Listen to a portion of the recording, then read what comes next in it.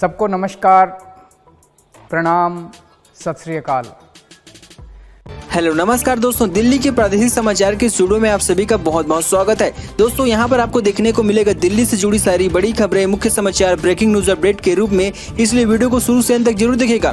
दोस्तों वीडियो को प्यारा सा लाइक और चैनल को सब्सक्राइब जरूर कर लीजिएगा ताकि दिल्ली से जुड़े कोई भी खबरें छूटे ना पाए। चलिए दोस्तों टाइम वेस्ट न करते आगे बढ़ते हैं खबर की ओर। दिल्ली के मंगोलपुरी इलाके में जिला प्रशासन का बुलडोजर अवैध अतिक्रमण पर हुई कार्रवाई।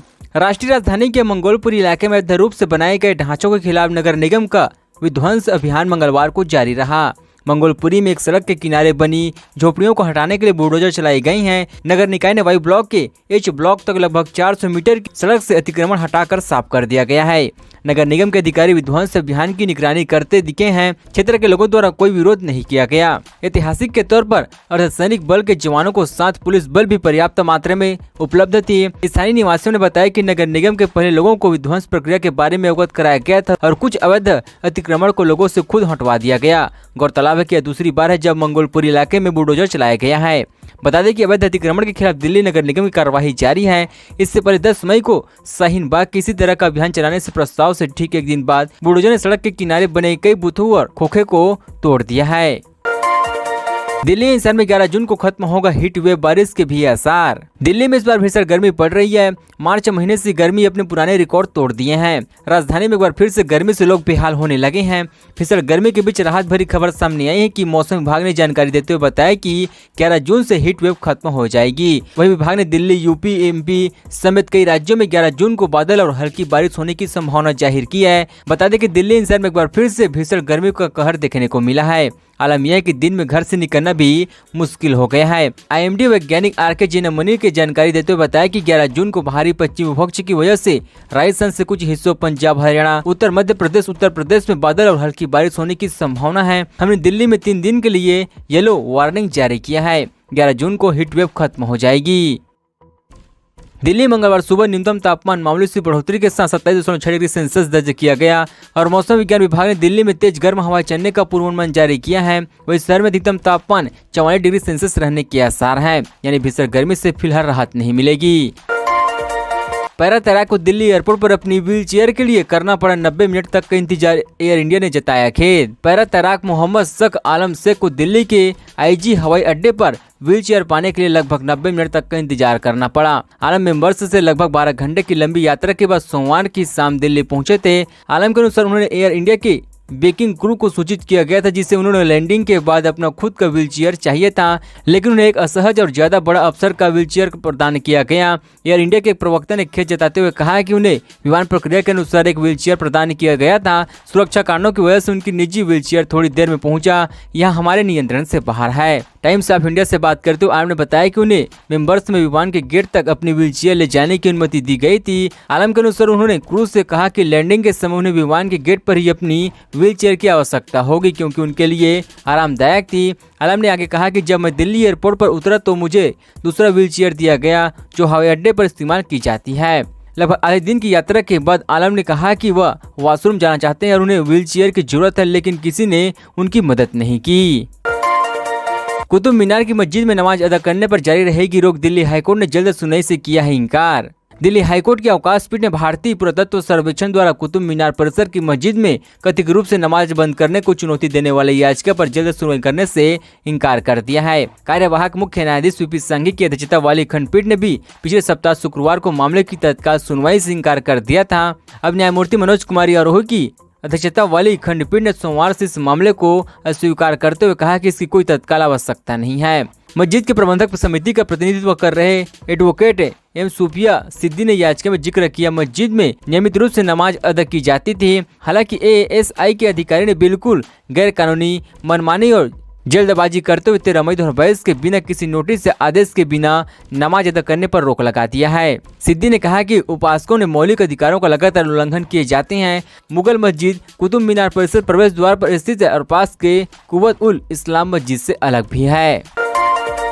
दिल्ली के कल्याणपुरी में दिल दहला देने वाली वारदात, बैग में भरे मिले इंसानी शरीर के टुकड़े, पुलिस ने दर्ज किया केस। पूर्व दिल्ली कल्याणपुरी इलाके में रामलीला मैदान में एक बैग से मानव शरीर के हिस्से मिले हैं। इस विभत्स घटना से पूरे इलाके में सनसनी फैल गई है। पुलिस ने सोमवार को कहा कि पुलिसकर्मी इलाके में ब्लॉक 20 में पेट्रोलिंग कर रहे थे, तभी उन्हें कल्याणपुरी में बी ब्लॉक के सामने झाड़ियों से दुर्गंध आई। पुलिसकर्मियों को इस पर शक हुआ तो झाड़ियों के करीब पहुंचे तो उन्हें एक बैग मिला। पूर्व दिल्ली के पुलिस उपायुक्त प्रियंका कश्यप ने जानकारी देते हुए कहा कि बैग से मानव शरीर के हिस्से मिलने के बाद अपराध पर फोरेंसिक दलों को बुलाया गया। शरीर के हिस्से को लाल बहादुर शास्त्री मुर्दा घर में पोस्टमार्टम के लिए भेजा गया है। डीसीपी ने आगे कहा कि पांडव नगर थाने में भारतीय दंड संहिता की धारा 302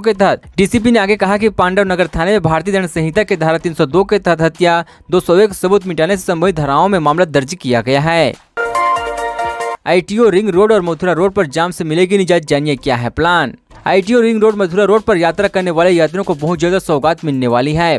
दरअसल इस महीने के अंत तक इन सड़कों पर यात्रा करने वाले यात्रियों को जाम से निजात मिलेगी। दरअसल इन सड़कों पर जाम को खत्म करने के लिए 14 किलोमीटर लंबी टनल और 6 अंडरपास बनाई गई हैं। जून के अंत तक यहां से ट्रैफिक संचालन शुरू करने का प्लान है। इस प्रोजेक्ट के सभी काम पूरा हो चुकी है। फिलहाल प्रगति मैदान आरयूबी के नीचे बने अंडरपास से पानी भरने की वजह से ट्रैफिक संचालन शुरू नहीं हो पा रही है। आईटीओ से डीपीएस तक मथुरा सिग्नल फ्री करने, आसपास की सड़कों को जाम खत्म करने के लिए 4 अंडरपास भी बनाए गए हैं। सभी अंडरपास से काम पूरा हो चुका है। वहीं पैदल चलकर रोड पास करने वाले 2 FIOP बनाए गए हैं। फिलहाल सभी अंडरपास के अंदर का काम पूरा हो चुका है। वहीं मथुरा रोड पर जहां जहां अंडरपास बनाए गए हैं वहां एंट्री और डाइवर्ट के लिए रोड साइनेज भी लगाई जा रही है। सुप्रीम कोर्ट के पास भी अंडरपास में रोड साइनेज का काम पूरा हो चुका है। हालांकि फुटपाथ का काम होना अभी बाकी है। वहीं सभी टनल और अंडरपास में लाइटिंग का काम भी हो चुका है। गाजियाबाद के 5 साल की बच्ची में दिखे मॉन्कीपॉक्स के लक्षण, अब रिपोर्ट आई निगेटिव। दुनिया भर के देशों में मॉन्कीपॉक्स के दशक का माहौल बना हुआ है, जिसको लेकर भारत में भी अलर्ट जारी किया गया। इसी बीच हाल ही में गाजियाबाद में 5 साल की बच्ची में मॉन्कीपॉक्स के लक्षण दिखे हैं। इसके लिए सैंपल पुणे भेजे गए हैं। वहीं अब इसके सैंपल की रिपोर्ट सामने आ गई है। मॉन्कीपॉक्स से संदिग्ध मामले इस बच्ची की निगेटिव रिपोर्ट आ गई। यह सैंपल पुणे में स्थित ICMR में नेशनल इंस्टीट्यूट ऑफ वायोलॉजी को परीक्षण के लिए भेजा गया था। रिपोर्ट निगेटिव आने से काफी राहत मिली है, क्योंकि यह बीमारी काफी खतरनाक बताई जा रही है। बताया जा रहा है कि गाजियाबाद में यह बच्ची बिहार के पटना से बधिरपन के इलाके रहने वाली है। यह बच्ची खुजली से परेशान थी इसके शरीर पर, जिसके बाद स्वास्थ्य विभाग की टीम ने बच्ची के गले के नमूने लेकर जांच के लिए पुणे भेजा था। हालांकि इस बीमारी को लेकर जिला सर्विस लाइन्स अधिकारी राकेश गुप्ता पहले ही कहा था कि बच्ची के शरीर का जिस तरह से दाने या फुंसियां हैं वो अधिक आम खाने की वजह से हो सकता है। पटना से बच्ची का बधिरपन का इलाज RDSC स्थित हर्ष NTI अस्पताल में चल रहा है। बीजेपी की निलंबित प्रवक्ता नुपुर शर्मा को लेकर दिल्ली पुलिस ने लिया फैसला, जाने क्या है वजह। निलंबन भाजपा प्रवक्ता नुपुर शर्मा ने दिल्ली पुलिस में शिकायत दर्ज कराई है कि उन्हें और उनके परिवार को जान से मारने की धमकी मिल रही है। इसके बाद शिकायत पर प्राथमिकी दर्ज करते हुए दिल्ली पुलिस ने नुपुर शर्मा और उनके परिवार को सिक्योरिटी प्रदान की है। ये जानकारी मंगलवार को अधिकारी ने दिया है। अधिकारी ने बताया कि निलंबित बीजेपी प्रवक्ता शर्मा ने पुलिस से प्रताड़ना और धमकी मिलने का हवाला देते हुए सुरक्षा मुहैया कराने का अनुरोध किया था। एक अधिकारी ने कहा कि शर्मा और उसके परिवार को पुलिस सुरक्षा मुहैया कराई गई है, क्योंकि उन्हें शिकायत दर्ज कराई है कि उन्हें धमकी मिल रही है और उनकी टिप्पणी पर उन्हें परेशान किए जा रही हैं। बता दें कि पैगंबर मोहम्मद पर टिप्पणी करने को लेकर नूपुर से मुस्लिम समुदाय काफी खफा है। महाराष्ट्र में नूपुर शर्मा के खिलाफ कई प्राथमिकी दर्ज की गई है। एक टीवी डिबेट के दौरान पैगंबर मोहम्मद पर नूपुर की टिप्पणी के बाद 3 जून को कानपुर में हिंसा झड़प हुई थी। कोरोना की दूसरी लहर में दिल्ली के 27% बच्चों को नहीं मिला मिड डे मील, केंद्र की रिपोर्ट में हुआ खुलासा। कोरोना महामारी लोगों की आर्थिक हालात बेहद खराब कर दी थी। इसी वजह से कोरोना के बाद दिल्ली के सरकारी स्कूलों में छात्रों को एडमिशन में काफी उछाल देखने को मिला था।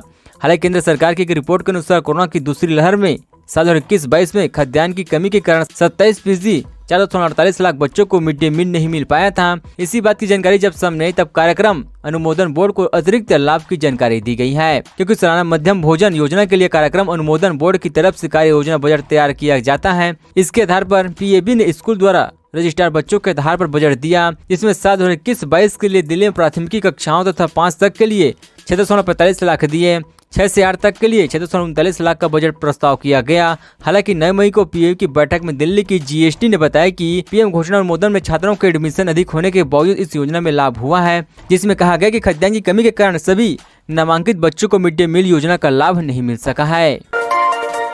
पंजाब से IJI एयरपोर्ट तक बनेगा कॉरिडोर, बिना जाम झंझट के फ्लाइट पकड़ सकेंगे यात्री। इंदिरा गांधी अंतर्राष्ट्रीय हवाई अड्डे से पंजाब तक बसों के लिए एक नया रूट बनाने का रास्ता साफ हो गया है। दिल्ली के परिवहन विभाग ने इसके लिए ऑर्डर जारी कर दिए हैं। इससे बनने वाले नए कॉरिडोर पर चलने वाली बसों से बिना जाम में फंसे सीधे एयरपोर्ट तक पहुंचाने का रास्ता मुहैया कराया जाएगा। इसी संबंध में दिल्ली के परिवहन विभाग ने रूट भी निर्धारित कर दिया है। कॉरिडोर पर पंजाब से चलने वाली बसें दिल्ली में सिंधु बॉर्डर के रास्ते कैप्टन विक्रम बत्रा चौक, मधुबन चौक, जनकपुरी डिस्ट्रक्शन सेंटर, धौला कुआं, एरो सिटी अंडरपास होते हुए IG एयरपोर्ट पर पहुंचेगी। इस एयरपोर्ट पर आने वाले यात्रियों को काफी सुविधा होगी।